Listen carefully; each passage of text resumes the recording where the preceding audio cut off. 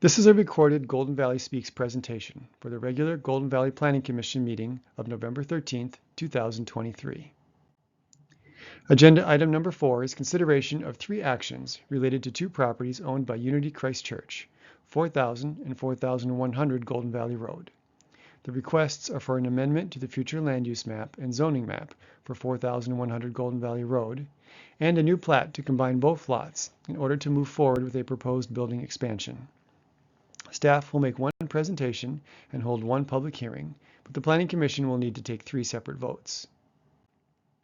The 2 properties are located in the eastern portion of the city on the north side of Golden Valley Road. 4100 Golden Valley Road is currently guided for low-density residential use and is zoned single-family residential. 4000 Golden Valley Road, which is the address for Unity Church, is bounded by Golden Valley Road to the south and Mary Hills Drive to the east. 4100 Golden Valley Road is the adjacent residential lot to the west. Both properties are surrounded by a single-family neighborhood. Across Golden Valley Road to the south are medical office uses, Courage Kenny and the Minneapolis Clinic of Neurology. Theodore Wirth Park is located to the east. 4100 Golden Valley Road is a 0.81 acre parcel with an existing single-family home. It is 90 feet wide and over 400 feet deep. The lot slopes from north to south with an overall drop of approximately 46 feet.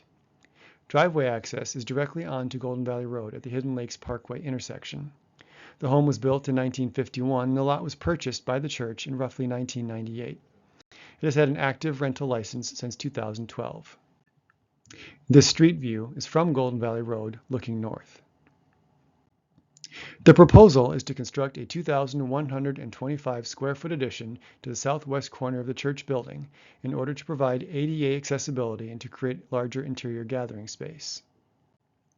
This addition would be too close to the west property line, as the required side setback distance is 50 feet. Combining the 2 lots would remove the interior lot line and provide sufficient space for a conforming addition. Under this scenario, the single-family home would become accessory to the church use. In order to carry out this proposal, the property at 4100 Golden Valley Road would be re-guided from low-density residential to institutional assembly, and rezoned from single-family residential, or R1, to institutional assembly, IA. In addition, the 2 lots would be replatted to form one lot. The single-family home would be used for church housing going forward. 6 parking spaces would be lost from the South Church parking lot due to the proposed expansion. However, a reconfiguration of the interior space would reduce the amount of required parking, allowing the church to remain compliant. This slide displays a rendering of the southwest corner of the church with the proposed addition. In order to move forward with this project, the applicant is requesting 3 planning actions. The first is a change in the designation of 4100 Golden Valley Road on the future land use map, from low-density residential to institutional assembly. There are no set standards in City Code for evaluating a land use change. The City Council typically looks at the description of the proposed land use, the potential fit or impacts to the surrounding area, and how the use would meet the goals of the comprehensive plan. In general, the low-density residential and institutional assembly uses are quite compatible. The change in land use should not generate any additional traffic. One note from engineering staff is that the driveway onto Golden Valley Road should be removed and rerouted through the north parking lot of the church to Mary Hills Drive. This would improve safety at the intersection on Golden Valley Road. The amendment would be consistent with at least 2 goals and objectives from the comprehensive plan, including preserving assembly facilities as important spaces for social interaction and increasing safety by reducing crashes at intersections.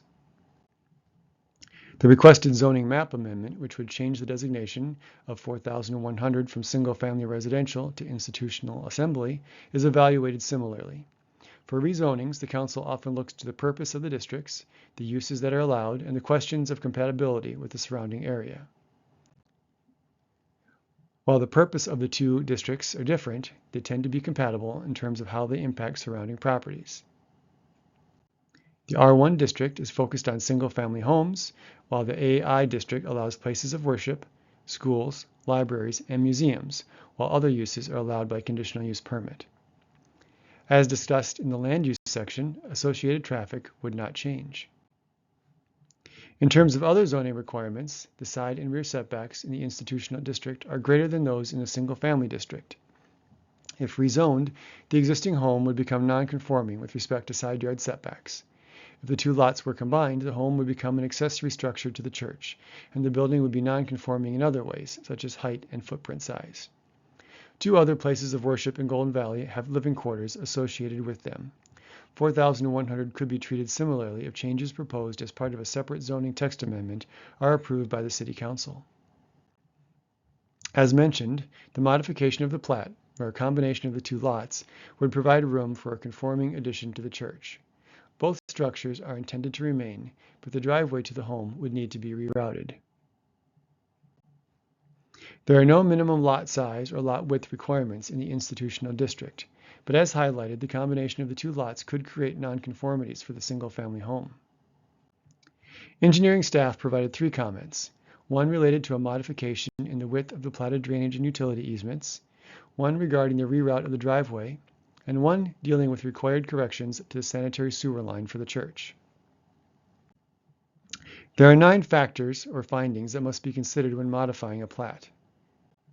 Generally speaking, the standards appear to be met, though some conditions are recommended by staff in order to ensure certain measures, such as changes to the easement widths, are taken by the applicant. The plat has been sent to Hennepin County for review since it fronts on a county road. Any recommendations for revisions will be brought forward to the Planning Commission and City Council for consideration. Finally, a park dedication fee of 6% of the land value must be paid before release of the final plat. Based on the information presented, staff is recommending approval of the requested change to the guided land use, approval of the requested change in zoning, and approval of the proposed minor platting action to combine the two lots, with 5 conditions to ensure all remaining issues are addressed. Anyone interested in asking a question or providing public comment on this request can do so by filling out the online form at the bottom of this page, or by calling the phone number listed and leaving a voicemail. All comments that are consistent with the comment policy will be shared with the Planning Commission in advance of the live public hearing.